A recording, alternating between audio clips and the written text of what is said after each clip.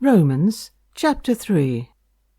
What advantage then hath the Jew, or what profit is there of circumcision? Much every way, chiefly because that unto them were committed the oracles of God. For what if some did not believe? Shall their unbelief make the faith of God without effect? God forbid. Yea, let God be true, but every man a liar, as it is written, that thou mightest be justified in thy sayings, and mightest overcome when thou art judged. But if our unrighteousness commend the righteousness of God, what shall we say? Is God unrighteous who taketh vengeance? I speak as a man.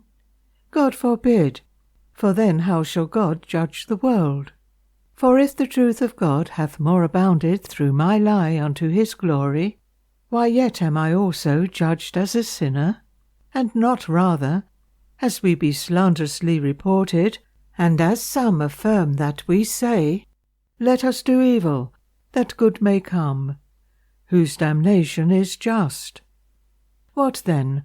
Are we better than they? No, in no wise. For we have before proved both Jews and Gentiles, that they are all under sin. As it is written, There is none righteous, no, not one. There is none that understandeth, there is none that seeketh after God. They are all gone out of the way, they are together become unprofitable. There is none that doeth good, no, not one. Their throat is an open sepulchre. With their tongues they have used deceit.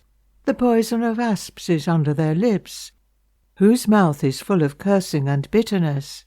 Their feet are swift to shed blood. Destruction and misery are in their ways, and the way of peace have they not known. There is no fear of God before their eyes. Now we know that what things soever the law saith, it saith to them who are under the law, that every mouth may be stopped, and all the world may become guilty before God. Therefore by the deeds of the law there shall no flesh be justified in his sight, for by the law is the knowledge of sin. But now the righteousness of God without the law is manifested, being witnessed by the law and the prophets, even the righteousness of God which is by faith of Jesus Christ, unto all and upon all them that believe. For there is no difference. For all have sinned and come short of the glory of God, being justified freely by his grace, through the redemption that is in Christ Jesus, whom God hath set forth to be a propitiation through faith in his blood, to declare his righteousness for the remission of sins that are past, through the forbearance of God.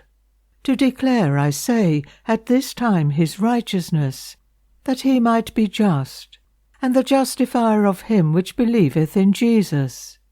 Where is boasting then? It is excluded. By what law? Of works? Nay, but by the law of faith. Therefore we conclude that a man is justified by faith without the deeds of the law. Is he the God of the Jews only? Is he not also of the Gentiles? Yes, of the Gentiles also. Seeing it is one God, which shall justify the circumcision by faith, and uncircumcision through faith. Do we then make void the law through faith? God forbid. Yea, we establish the law.